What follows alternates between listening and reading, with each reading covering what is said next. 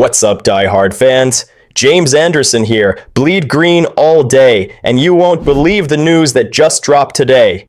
Make sure to subscribe to the channel, smash that like button to show some love, and let's dive straight into this bombshell. The media has finally surrendered to a performance that is absolutely shattering NBA stat sheets. We've got a star on our roster outperforming sacred franchise legends like Larry Bird. And it doesn't stop there. A record untouched since 1989 just fell in our pate. Have we found the missing piece for the title? Brace yourselves, because what I'm about to tell you changes the entire trajectory of this season. Plenty of people have spent their whole lives saying the Boston Celtics relied exclusively on a single system, or that without our dynamic duo fully healthy on the court, the team would crumble like a house of cards. But what we are witnessing in recent weeks is the complete destruction of that narrative. Jaylen Brown isn't just playing well. He is operating on a frequency we rarely see in the history of this sport, carrying the weight of the franchise on his shoulders in a way that has silenced the harshest critics in the national media. With the notable absence of Jason Tatum, the stage was set for disaster, for us to drop in the standings and become sitting ducks. But exactly the opposite happened. Brown looked at that responsibility and decided it was time to elevate his game to legendary status, culminating in that absurd 50-point performance against the Clippers last Saturday. A game that wasn't just about scoring, but about sending a clear message to the rest of the league. And it's not just me saying this with fan hype. The NBA itself updated the MVP race, and guess who shot up to the number 3 spot? Exactly. Jaylen Brown is now trailing only Nikola Jokic and Shai Gilgeous-Alexander, reaching the highest peak of his career in this individual pursuit. Sean Powell, who analyzes the league with a magnifying glass, was spot on when he said Brown is the biggest reason we are still considered title contenders, even without Tatum. And when you look at the numbers, things get truly scary, because his scoring average this season puts him on the same tier as franchise gods like Larry Bird, John Havlicek, and Paul Pierce. We're talking about a guy who has evolved his playmaking while maintaining elite defense, reminding us a lot of that dominance he showed when he bagged the 2024 Finals MVP, proving that wasn't luck. It was the consolidation of a superstar. The respect he's commanding from opponents is palpable. So much so that David Adelman, the Nuggets coach, practically waxed poetic about our number 7's game before this week's matchup.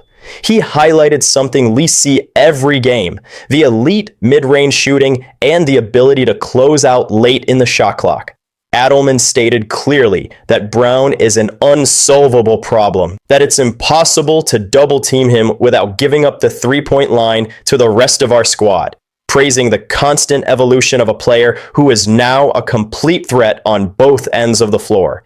It's satisfying to see a rival admit that studying Brown's game is a nightmare, and that he's good for basketball in general. But as incredible as it is to see our star going head-to-head for MVP with the world's best, what happened in the paint, that sector where everyone said we'd be weak and vulnerable, is something that defies logic and makes us travel back in time to revisit the golden era of the 80s. And if you thought we were going to suffer down low after losing our veterans, take a deep breath, because what happened on Wednesday against the Denver Nuggets was movie-worthy.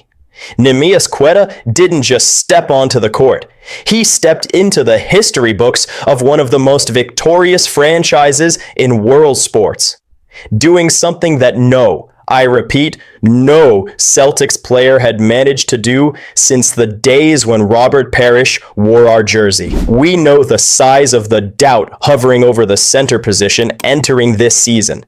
With the departure of Al Horford and Kristaps Porzingis, the fan base was legitimately worried, wondering who would protect the rim and secure rebounds against the giants of the West.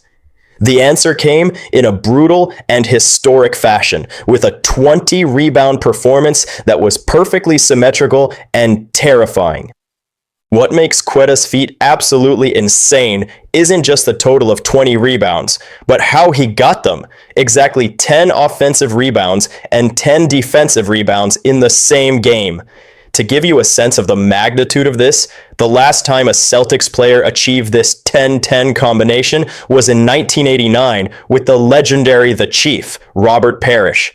It's a stat that lay dormant for decades, waiting for someone with the hunger and energy to break it, and Neemias did it looking like an uncontrollable beast on the boards. And there's a detail that makes it even more impressive and puts the Portuguese big man in a category of his own in NBA history. He did all this playing under 25 minutes.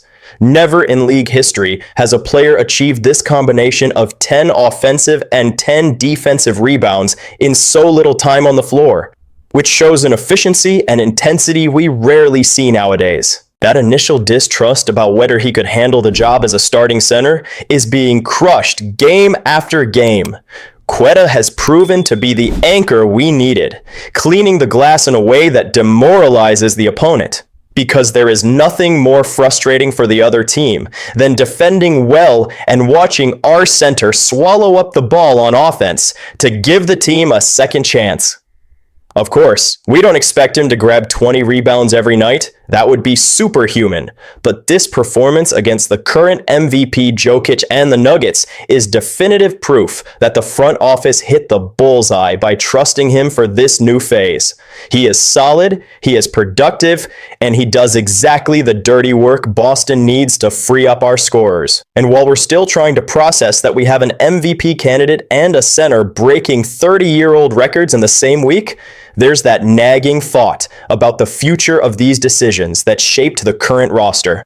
Looking at the landscape, we're torn between euphoria and necessary caution. On one side, Jaylen Brown assuming the protagonist role masterfully. On the other, Neemias Queta silencing those who criticize the controversial exit of the veterans. But the question remains, is this blistering pace sustainable? In the playoffs against adjusted defenses? Was the front office genius, or are we living a fleeting illusion? Now I want to hear from you. Is Queta the definitive solution, or just a lucky game? And Brown, does he take home the MVP? Sound off in the comments. Don't forget to drop a like and subscribe right now.